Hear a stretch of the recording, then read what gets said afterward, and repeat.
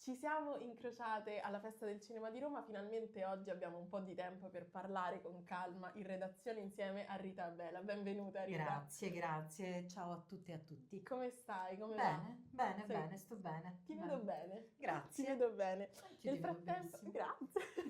Nel frattempo, dall'ultima volta che ci siamo viste, sono successe un po' di cose. In questo periodo sei anche in TV con Vanina 2. Come stai? Che periodo è questo per te? Beh, diciamo è un buon periodo da un punto di vista personale, anche se poi uno appunto apre la porta di casa e vede le cose che accadono in giro e Ci rendiamo effettivamente ci conto? rendiamo conto che le situazioni non sono veramente così rassicuranti, però appunto proviamo a resistere e a far sì che in qualche modo il campo artistico possa arricchire e rendere più bella la realtà che viviamo. È vero che ora, giorno dopo giorno, peggiora.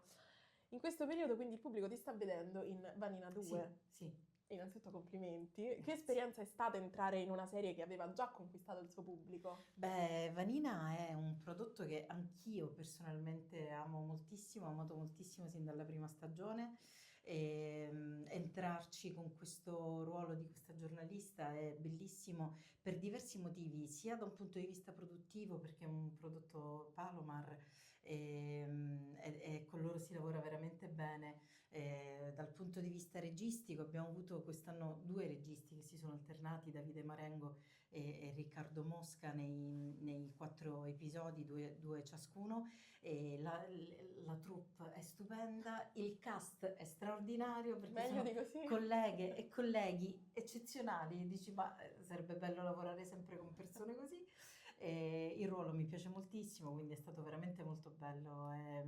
È una bella macchina quella che si muove attorno a Bello, questo bello. Poi prodotto. questa cosa ispira anche sempre a fare di meglio. Raccontaci un po' del tuo personaggio, che ruolo ha all'interno della storia e che tipo di energia porta nella storia. Allora, guarda, io interpreto questa giornalista che si chiama Crisafulli, Rita Crisafulli, è il mio stesso Il tuo nome di stesso nome. battesimo, ed è una giornalista che si occupa principalmente di antimafia. È una giornalista a tutto tondo, ma ha questo focus sull'antimafia, Ok. che naturalmente è un discorso che per Vanina, la protagonista della serie, ossia Giusy Buscemi, ha un valore molto importante perché lei, appunto, a causa della mafia ha perso il padre, questo lo vediamo nella Prima prima stagione, stagione. diciamo. Lei era una bimba al primo giorno del liceo e proprio davanti ai suoi occhi il padre viene ucciso. Tra l'altro a seguito di un momento di questo rapporto padre-figlia molto bello e molto profondo perché vengono da questo scambio nel quale il padre le dice guarda che ti stai approcciando, questo è il giorno più importante della tua vita, perché è proprio al liceo che si compiono le scelte che poi ti accompagneranno per sempre. Quindi è come se le lasciasse un po' questo grande messaggio e grande testimone, perché poi un attimo dopo, proprio davanti ai suoi occhi, quest'uomo muore. In questa seconda stagione il personaggio di questa giornalista in qualche modo non dico che la riporta a quella situazione là perché quello è un vissuto che Vanina si porterà dietro per sempre e si porta dietro sempre, però è un'altra donna che da un altro punto di vista, facendo un'altra professione, le fa capire che sono dalla stessa parte, che tutte e due lottano in qualche modo per lo stesso obiettivo. Rita Crisafulli è una giornalista convinta del fatto che il mestiere del giornalismo possa essere utile anche a veicolare dei messaggi positivi e a dare in una terra comunque preda del discorso mafioso, a dare una speranza, a dire c'è un'alternativa, non possiamo soltanto rassegnarci e basta al fatto che le cose non possano cambiare, perché le cose possono cambiare. E Vanina ne è l'esempio. Perché lei è una che si sporca le mani, perché tenta a tutti i costi di cambiare le cose, non soltanto per un discorso personale del suo vissuto, ma anche per la professione che svolge. E quindi Rita Crisafulli Bellissimo. è lì che prova anche c'è un aspetto molto ironico che ho amato moltissimo perché lei prova ad intervistarla, ma non con l'attitudine, sai, di quegli intervistatori che vogliono magari, non dico il gossip, ma strappare lo scoop, strappare la battuta. Niente di tutto questo, lui vuole un confronto perché vuole che gli spettatori e le spettatrici a casa abbiano quest'altro punto di vista che può dare speranza ad una terra come quella appunto della Sicilia che viene raccontata nel caso specifico, perché poi la Sicilia non è solo quello, per fortuna. E quindi prova a convincerla a rilasciare un'intervista, ma Vanina è restia. E quindi dice: com'è possibile che chiunque farebbe carte false pur di farsi intervistare, lei no? Dici tu, non vuoi. Sì, Bellissimo, mi esatto. sembra un personaggio fantastico. Ti sei rivista un po' in questo personaggio, un po' Beh, i valori, le ideologie? assolutamente sì, guarda, perché diciamo che il discorso dell'antimafia e dunque della legalità, questi sono valori che io ho introiettato sin da quando ero piccola, perché considera che negli anni 90, diciamo gli anni delle stragi in Sicilia, io ero una bimba perché sono dell'84 e quindi io ricordo chiaramente che a scuola, alle scuole elementari, si parlava tanto di questo, c'erano delle ore di educazione civica che erano proprio dedicate a questo, quindi siamo cresciuti in quella generazione lì con questa forte rete di valori legati appunto al concetto dell'antimafia e della legalità in generale. Per cui, come dire, oltre al discorso scolastico, anche un discorso familiare, perché fortunatamente, insomma, sono cresciuta in una famiglia in cui questi temi sono sempre stati molto molto sentiti, quindi naturalmente io mi sono rispecchiata, cioè è l'aspetto di questo argomento che incontra di più anche la mia personalità e la mia persona. Dunque, con questo non voglio dire che altri personaggi che mi è capitato di interpretare, che magari invece stavano dall'altra parte della barricata, in modo particolare penso al cacciatore, con la regia sempre del caro Davide Marengo, lì interpretavo una donna di mafia ed è appunto in quel caso la prima donna addirittura ad essere capo di un clan mafioso. Con questo non voglio dirti che quel personaggio lo giudicavo, perché poi ci hanno insegnato a non giudicare i personaggi che interpretiamo, altrimenti ce ne Cioè, è distacchiamo difficile. e mettiamo appunto, puntiamo il dito e non riusciamo a fare bene il nostro Certo. lavoro. Però è chiaro che nel caso di Vanina, di questa seconda stagione, essere dentro a questo prodotto che amo così tanto, con questo personaggio che incontra anche moralmente, eticamente il mio percorso di vita, sicuramente è un valore È una aggiunto. bella cosa, una grande cosa. Lavorare in una serie a tempi e ritmi molto diversi rispetto al cinema, che tipo di esperienza è stata per te questo set? A parte che ti sei trovata bene, come hai detto, però proprio dal punto di vista lavorativo. Guarda, incredibile avere a che fare con il caldo di Catania del mese di luglio, per Pazzesco. cui a volte si è sottoposti a ritmi diciamo molto molto pressanti, ma non è soltanto quello il problema. Il punto è che magari ti trovi a girare una scena in terrazza e ci sono 40 gradi. Certo. Trovo che i protagonisti della serie siano veramente eroici, perché appunto io magari ho fatto poche giornate rispetto a tutto quello che hanno fatto loro e poi appunto magari hai il giacchino di pelle, cioè a quelle temperature è davvero È ti faticoso. mette alla prova, È diciamo così. faticoso. Però poi di contro hai anche la possibilità di stare in luoghi meravigliosi, per me sono anche luoghi del cuore, perché io appunto sono siciliana proprio dalla parte orientale della Sicilia, perché sono di Siracusa, quindi Catania è una città che io ho sempre vissuto, ho sempre amato, e questa in modo particolare è una serie che ha in sé, già dai libri scritti da Cristina Cassarscalia, ha in sé, oltre appunto ai vari temi dei gialli, no? E quindi il poliziesco vero e proprio, ma anche un racconto molto profondo di Catania, dei luoghi, cioè una serie in cui anche i luoghi contribuiscono Diventano a creare le protagonisti. storie, assolutamente sì. E Bello. devo dire che viene raccontata molto bene sia da un punto di vista dell'editoriale di Palomar e quindi degli sceneggiatori, da parte dei registi, viene molto approfondito anche il discorso del legame col territorio. Assolutamente, ti volevo chiedere anche questa cosa, quanto il luogo da cui veniamo continua poi a vivere dentro il modo in cui affrontiamo il lavoro, la giornata, la quotidianità, la vita? Per me tantissimo. Naturalmente non posso fare un discorso assoluto, ti posso rispondere per quanto riguarda la mia esperienza.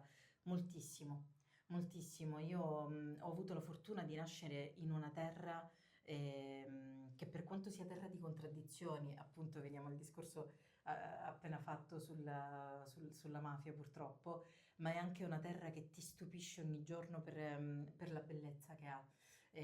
Poi Siracusa in modo particolare è stata una terra di conquistatori, quindi ogni dominazione che è arrivata ha lasciato traccia di sé, e quindi è piena, è ricca, è una C'è di terra tutto. ricca da un punto di vista storico, archeologico, naturalistico, è una terra meravigliosa. Poi appunto cresci in un luogo in cui tutti i giorni vedi il mare, già secondo me è una fortuna incredibile. Vero. Poi esci il sabato sera e fai la passeggiata con gli amici tra le rovine di un tempio greco, dico, è chiaro che questo bagno di bellezza che diventa quotidianità, io me lo porto dietro tutti i Per giorni. sempre. Sì. Che bello, ti manca? Ti manca. Confesso un po' sì. Lo Un po' vedo sì. da come ne parli. Sì, mi piacerebbe poterla vivere di più, invece poi il lavoro mi porta fuori, per fortuna, Certo. però mi piacerebbe poterla vivere di più, poterci anche, perché no, lavorare. Sarebbe Sarebbe molto bello. bello. Torniamo invece agli occhi degli Sì, altri di Andrea De Sica che abbiamo visto alla Festa del Cinema di Roma, per cui ci siamo già già. incontrate. Ora che sono passati alcuni mesi, che cosa ti è rimasto di quell'esperienza? Guarda, mi è rimasta l'esperienza professionale incredibile. Andrea De Sica è davvero un regista straordinario, per la sua visione, per il suo gusto, per la sua estetica, per il modo che ha di tenere il set, di dirigere, per il dialogo che lui riesce ad instaurare, per la sua apertura a questo dialogo. Secondo me lui ha fatto un prodotto da un punto di vista del racconto e della rappresentazione veramente particolare.